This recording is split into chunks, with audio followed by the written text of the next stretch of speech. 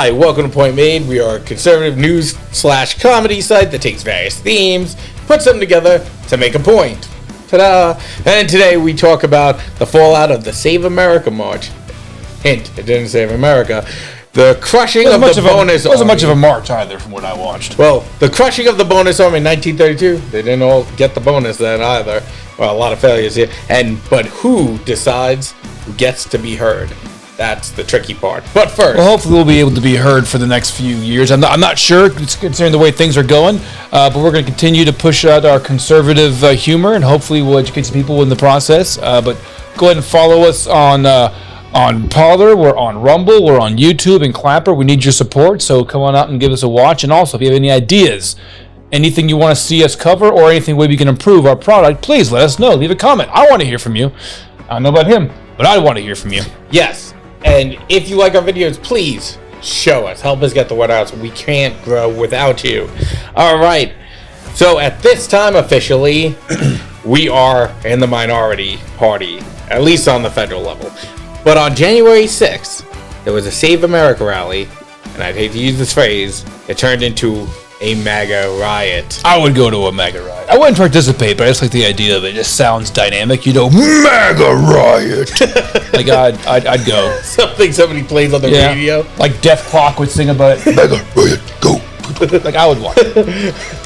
And the sacred halls of Congress were breached. Now, like I said, I was flying across the country.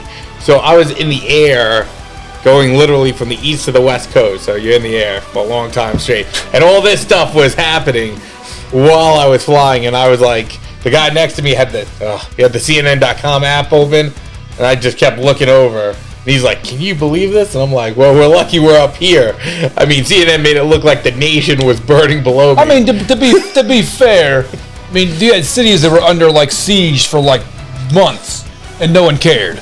Yeah, I totally agree. I mean, it's there's going to be deeper implications. I'm not saying that symbolically it's a bigger travesty to be attacking the nation's capital, but let's not pretend that there wasn't more damage done to some of these other cities over the course of the riots there. Yeah, well, when you're flying and you're above the clouds, the way CNN was describing it, I thought like that was the smoke from America burning. Oh yeah, I mean, that broke some windows, it broke into some offices, I guess. I mean, I don't know the extent of the damage, but you know what? And after this, Pence gave a pretty good speech. It was a great opportunity. Well, I can tell this is one of those mostly peaceful riots that actually was about mostly peaceful protests. That's what the media called it. That actually wanted change because they didn't steal the TVs from Congress or the shirts. I mean, if you really want to draw attention to this election, you would have went to the Coach store and stole some handbags. I mean, that's what I think would have gotten through to people a lot better. So, but let's call it what it was. Not one hammer was hitting a Target checkout machine. So that's how I know they weren't serious. That also proves that conservatives need to up their rioting game. Oh, God. So, in light of the recent election, what this was obviously a last-ditch attempt. You could call it an act of desperation, if you will, and it turned into a tragedy. And desperation has its consequences. That brings us to the bonus army. In the summer of 1932, an actual army marched on Washington, though it wasn't as big as the number of protesters that turned out for Trump.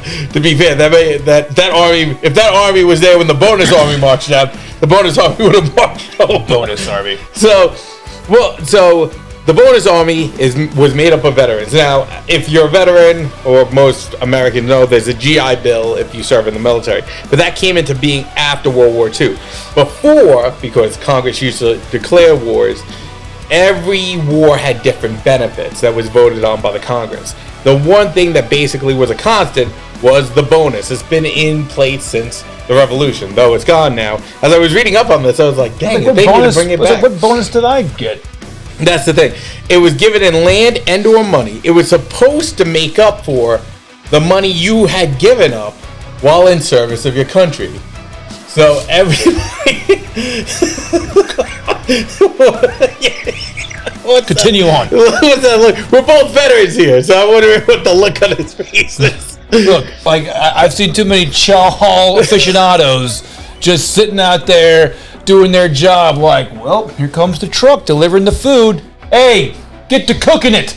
I checked the truck in. And they got how many awards did they get overseas last time? So, caveat: we're both prior Marines. We actually met each other while we were in the Army, and we were in the infantry together. So we weren't chow aficionados, but we did love the chow sometimes. So, good. But it's funny that you took that stance, because when I was reading up on what the bonus was, I was like, they should bring that back. But that's just me. Well, the men who served in World War I obviously were promised a bonus that could be paid as late as 1945, and the promise was the longer you waited, the more money you got. This is kind of the idea in the nutshell. But during the Great Depression, they got desperate. What could you do? So a group of veterans, 17,000 of them, and family, got together and marched to Washington and demanded their bonuses early. Oh, God. Well, the government's also poor during the Depression. But there's a difference between getting you're in there in the White House looking out in the lawn, and here comes a bunch of like freaking entitled people like running around saying we want Trump to win, versus a bunch of battle-hardened veterans rolling up in tanks, basically demanding their paychecks. Like, oh God, like, who are you more scared of coming to your door, Clint Eastwood or Justin Bieber? It is just funny, saying, because the way history kind of writes it for the most part is like Herbert Hoover's under his desk, like, don't pay those guys a thing. We don't got the money. We gotta fly. Like, yeah. So the president had the attorney general out there, asked them to leave. They didn't, and he ordered the army and MacArthur to push them out.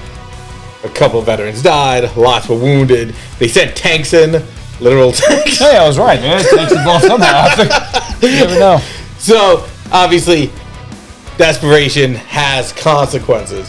But the fact is that the frustration is there because people feel that concerns over the 2020 election, that they're not being heard. In 1932, though different causes, it boils down to the same thing.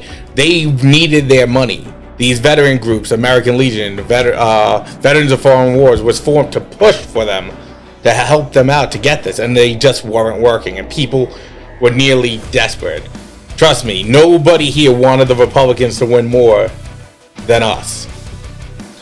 I was almost sick when I woke up and saw how the election went in Georgia. I was like, oh God, we're screwed. Yeah, we declared a national day of mourning on our parlor. We didn't put anything else. Well, think of it this way, because I know that ever since this happened, I know that like I said, Pence went up there and gave his little speech that was kind of unifying. Right, let's get back to work for the job that Americans have hired us to do, basically, or voted us to do.